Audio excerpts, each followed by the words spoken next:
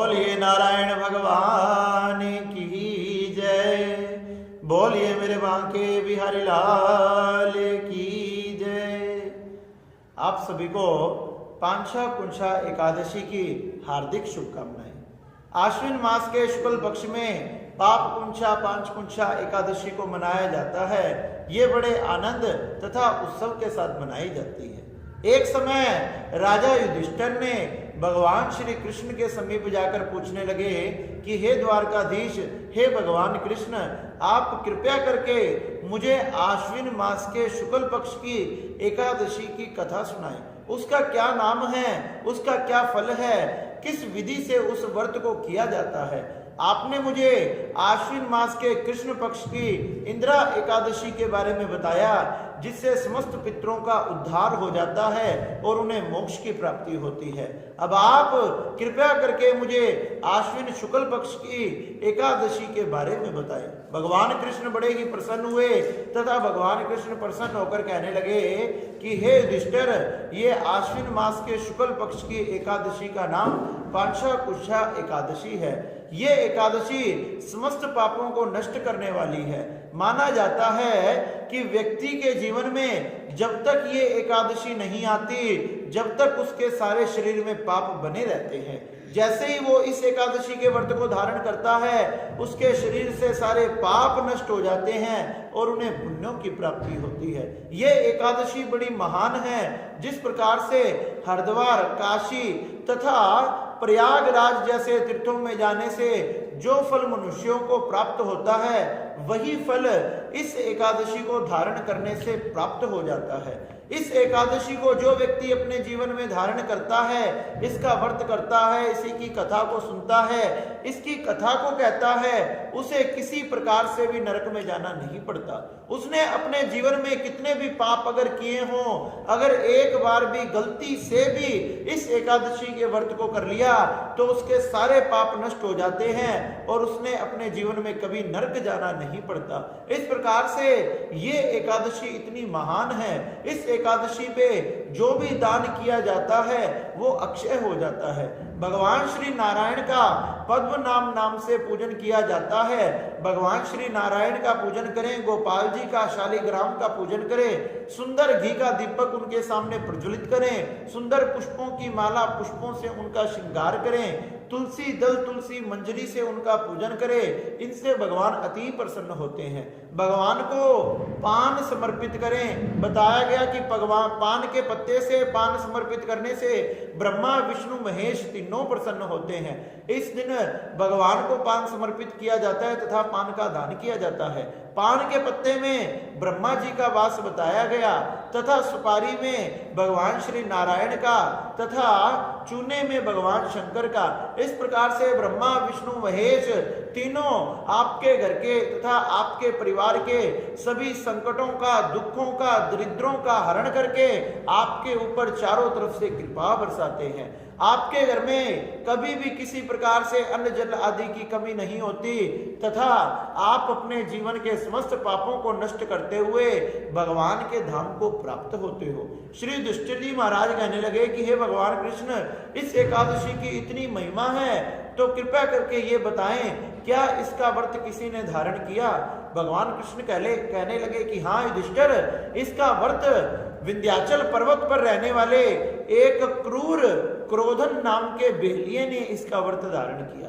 क्रूर क्रोधन नाम का बेलिया बड़ा ही पापी था। जीव आत्माओं को मारता, पशु पक्षियों को मारकर उनका भक्षण करता, चोरी करता, डकैती करता, लोगों को लूटता, यही उसका कार्य था। इसी से ही अपने घर की व्यवस्था चलाता था और धीरे धीरे करते करते करते करते उसने अपने जीवन में इतने पाप कर दिए कि उसके समस्त जन्म जन्मांतर के पुण्य नष्ट हो गए और पाप का घड़ा उसका भरने लगा।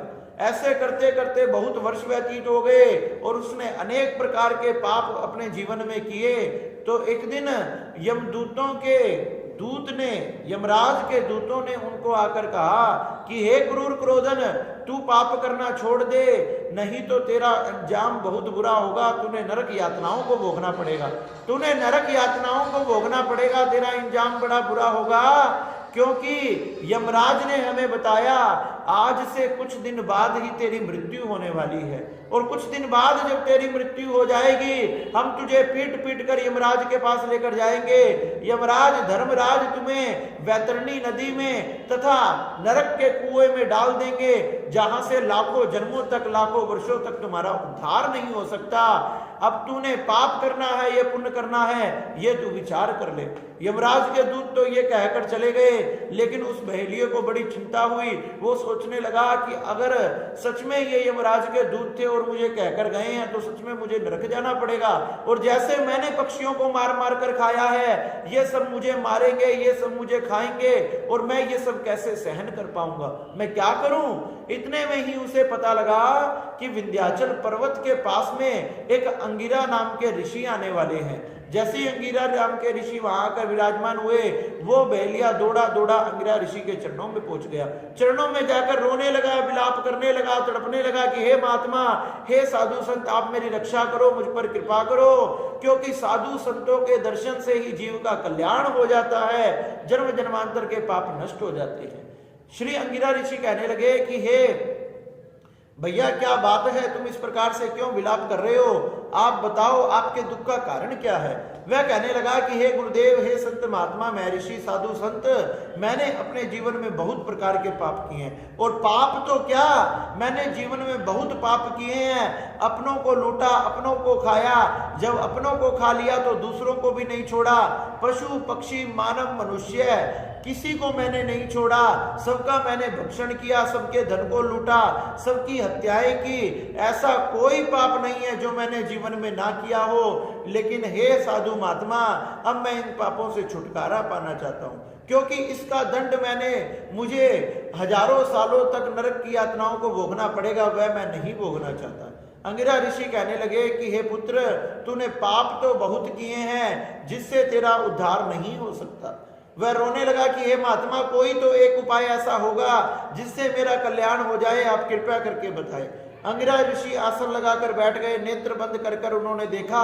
कहने लगे, आज से थोड़े दिन बाद ही आश्विन मास के शुक्ल पक्ष की पापा कुंशा नाम की एकादशी आने वाली है। अगर उस एकादशी का व्रत तुम अपने जीवन में एक बार भी धारण कर लोगे तो तुम्हारे समस्त जीवन के क्या, तुम्हारे जन्म जन्मांतर के पाप नष्ट हो जाएंगे और भगवान श्री नारायण तुम पर कृपा करेंगे।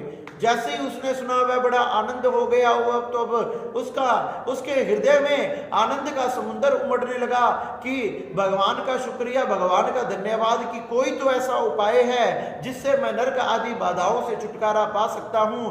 मैंने जो अपराध किए हैं उनकी मैं क्षमा याचना कर सकता हूं। अंगिरा ऋषि को प्रणाम कर कर नमस्कार कर कर अपने घर गया।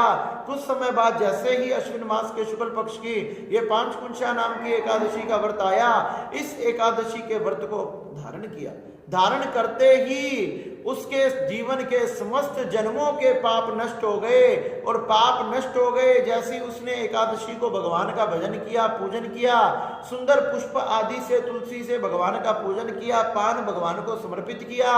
द्वादशी के दिन जैसे ही पारण किया, भगवान श्री नारायण विमान के समेत उसके सामने प्रकट हो गए।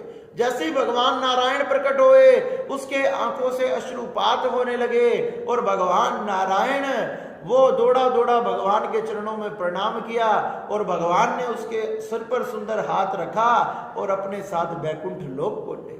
युधिष्ठिर जी महाराज कहने लगे, क्या इसने अपने जन्मों में इतने पाप किए फिर भी इसको बैकुंठ की प्राप्ति हुई? भगवान कृष्ण कहने लगे, यही तो इस एकादशी का प्रभाव है। अगर मनुष्य एक बार भी इसका व्रत धारण कर ले तो उसे यम का दूतों का मुंह नहीं देखना पड़ता, नरक नहीं जाना पड़ता, यमराज के रस्ते पे, यमराज के ठिकाने पर नहीं जाना पड़ता।